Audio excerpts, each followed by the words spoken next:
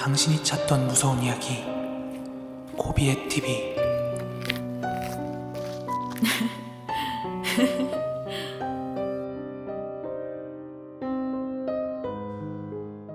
코린 여러분 안녕하세요. 코비의 TV입니다. 제가 구독자분들한테 여러가지 사연을 제보를 받고 있는데요. 그런 사연 중에는 막 진짜 영화 같은 그런 사연들도 있거든요. 오늘이 바로 그런 사연입니다. 오늘은 코비의 TV 구독자 빙도네님의 사연으로 이야기 시작하도록 하겠습니다.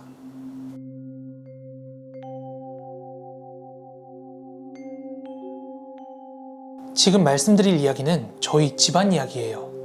저희 친할아버지께서는 경기도 수원에 살고 계시고 그곳에서 대대로 오랫동안 살아오셨다고 합니다.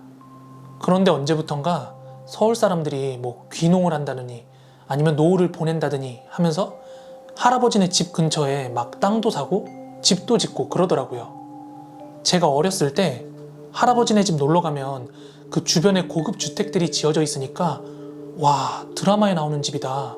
되게 멋있다 이러면서 담장 너머로 구경했던 기억이 있거든요. 참고로 할아버지네 집은 산으로 둘러싸여 있었고 근처에 저수지가 하나 있었어요. 그 산을 끼고서 외지인들이 집을 짓기 시작한 건데요.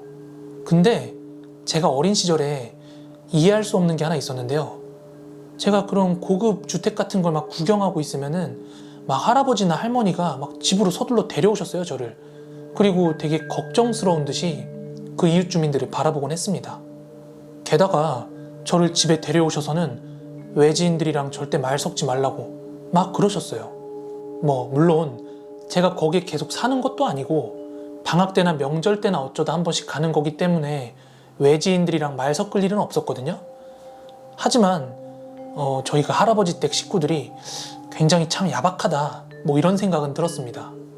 그렇게 시간이 흐르고 제가 중고등학교 청소년 시기가 되었을 때는 그런 거에 관심을 두고 있지도 않았고 명절 때마다 할아버지네 집 가는 게 귀찮아서 잘 내려가지도 않았고 내려간다 한들 맨날 핸드폰만 하고 그랬어요.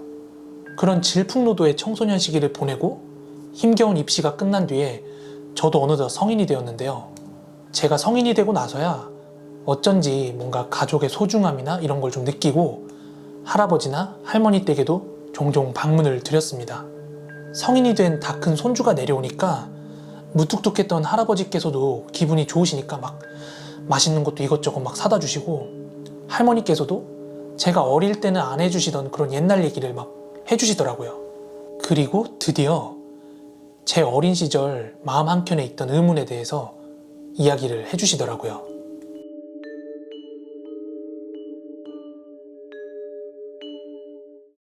너 이 동네에 사람 안 사는 거 알지? 이렇게 할머니께서 먼저 운을 떼셨어요. 그리고 보니까 분명히 제가 어릴 때 막 하나둘씩 생기던 집, 제가 막 구경하던 그런 집들이 다 텅텅 비어있고 다 무성한 나무들로 채워져 있는 거예요. 지금 그 동네에 사람 사는 집이 저희 할아버지 집뿐이었고 건물 같은 게 있어봤자 공장 같은 거였어요. 그래서 저는 할머니한테 다들 동네에 적응 못하고 떠난 거예요? 이렇게 여쭸는데 할머니께서는 다 죽었어. 다 죽었다고 딱 잘라 말씀하시더라고요. 그러면서 말씀을 이어나가셨어요. 하여간 돈 있는 서울 사람들 내려와서 노후 준비한다 한다 하면서 집 짓고 했던 거 기억나지? 그 사람들 한 달도 안 돼 다 죽었어. 서울 사람들이니까 여길 모르고 온 게지. 이야기를 들어보니까 그 사람들 다 멀쩡했대요. 막 비싼 나무도 가져다 심고 막 정원도 꾸미고 그렇게 행복해 보일 수가 없었대요.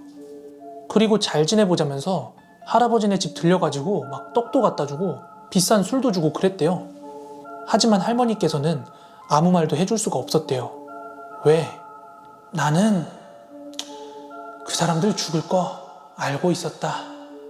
이미 거기에 집을 올린 거부터가 화를 부른 거였고 우리가 짓지 말라고 막 그렇게 경고를 했어도 소용이 없었을 거래요. 처음에 이 동네로 이사 온 외지인들은 다들 잘 먹고 잘 사는 사람들이라 그런지 그렇게 건강해 보일 수가 없었대요. 하지만 어떤 할아버지는 이사 온 지 2주 만에 심장마비로 돌아가셨다고 하고요. 다른 한 집은 자식이 하나뿐이었는데 이 하나밖에 없는 자식이 산에서 실종이 됐대요. 실종된 자식은 찾지도 못하고 충격을 받은 노부부는 그 집만 남겨놓고 호련히 떠나버렸대요. 할머니께서 얘기해 준 게 이게 다가 아니에요. 막 차 사고로 죽고 앞에 저수지 있다고 그랬죠? 그 저수지에서도 사람 빠져 죽고 그랬대요. 아무튼 할머니께서 물 한 잔 드시고는 계속해서 이야기를 이어나갔는데요. 아이고, 옛날에 네 할아버지 집안이 아주 큰 잘못을 저질렀어. 그 내용은 제가 생각했던 것보다 훨씬 더 충격적이었어요. 어린 아이를 죽여서는 산에 가져다 버렸다고 해요. 사실 이게 저희 할아버지네 집만 그런 게 아니라 그 동네에 살고 있던 대부분의 집들이 그런 짓을 저질렀다고 해요. 그러면서 손으로 뒷산을 가리키더니 저기다 갖다 버렸다고 말씀을 하시더라고요. 아니, 저는 기분 좋게 할아버지네 집에 방문했는데 뜬금없이 들은 얘기가 아이를 죽였다고 하니까 궁금하잖아요. 그래서 그 아이들을 왜 죽였냐고 물어봤어요. 그랬더니 할머니께서 한숨을 크게 한번 내쉬시더니 말씀을 해주셨어요. 에휴, 왜 그랬겠어? 먹을 게 없으니까 입 하나라도 줄여보려고 그런 거지. 그러곤 그때 사람들이 다 미쳤었다면서 정말 많은 아이를 죽였다고 하시더라고요. 당시에는 그 산 근처에만 가도 제대로 죽지 못한 아이들의 울음소리가 막 산을 메웠대요. 그러니까 어린아이들의 혼이 서린 거죠.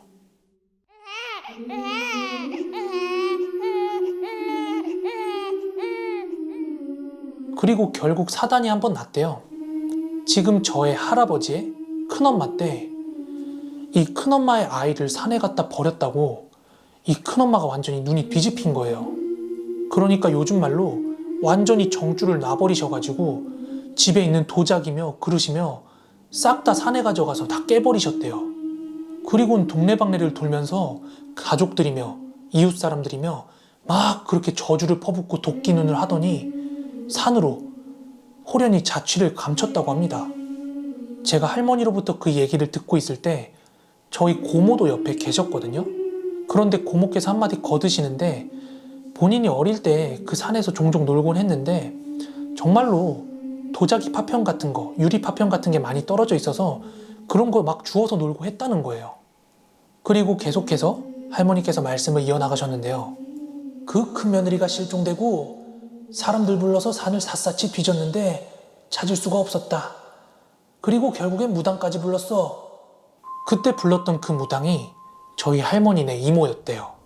하여간 그 무당, 그러니까 할머니 이모께서는 그 큰며느리가 이미 죽었대요. 그리고 그 큰며느리의 저주 때문에 이 집안에는 더 이상 아이가 없을 거라고 하셨대요. 그래서 반드시 구슬해서 그 큰며느리의 한을 풀어줘야 된다, 이렇게 말씀을 하셨대요.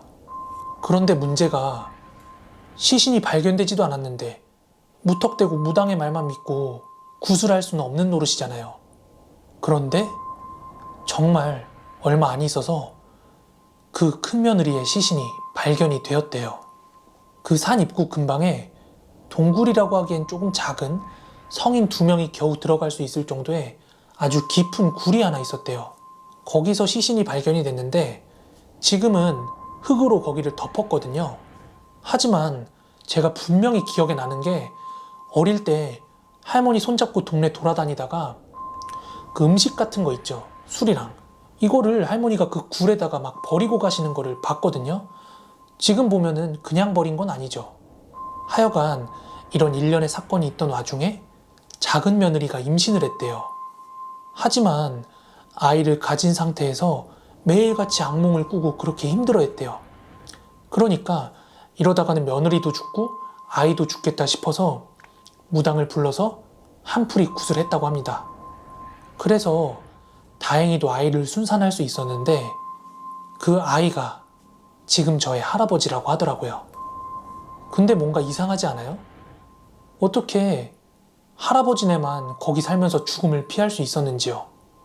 할머니께서는 그 집안에서 구슬했던 거, 그리고 할아버지가 할머니 본인과 결혼했기 때문이라고 말씀하시더라고요.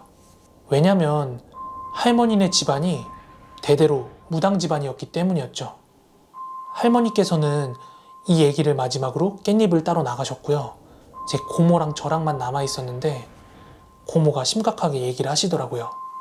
에휴, 그때 서울 사람들 다 죽고 한참 좀 잠잠한 것 같더니 요즘에 또 이 동네 집 보러 오는 사람들 늘어나고 있더라. 아무튼 저는 어린 시절의 궁금증을 그렇게 해결하고 집으로 돌아왔고요. 한동안 바빠가지고 할아버지네 못 내려가고 있다가 최근이 되어서 한번 방문을 하게 되었는데요. 그 동네에 다리 같은 것도 생기고 산도 한 3분의 1 정도만 남고 다 사라졌더라고요. 그리고 제가 듣기로 그 산 깎아내면서 어린아이의 유골이 그렇게 많이 나왔대요.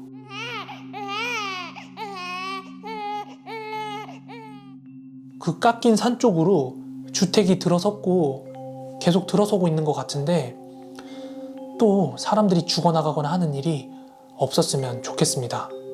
아, 그리고 추가적으로 최근 이 동네에 살다가 무서워서 달아난 가족이 하나 있거든요. 그런데 그 가족 엄마 빼고 모두가 자살했대요. 어떻게 하냐고요? 저희 아버지 동창내 가족이었거든요. 여기까지가 저희 할아버지네 동네 이야기고요. 사람들은 그 산을 도자기산 또는 아기산이라고 부릅니다. 네, 오늘 준비한 무서운 사연 여기까지고요. 재밌게 들으셨다면 구독하기, 좋아요 한 번씩만 꼭 부탁드리고요. 저는 내일 더 무서운 이야기로 찾아오도록 하겠습니다. 그럼 코린 여러분 모두 좋은 밤, 좋은 아침 되세요. 감사합니다.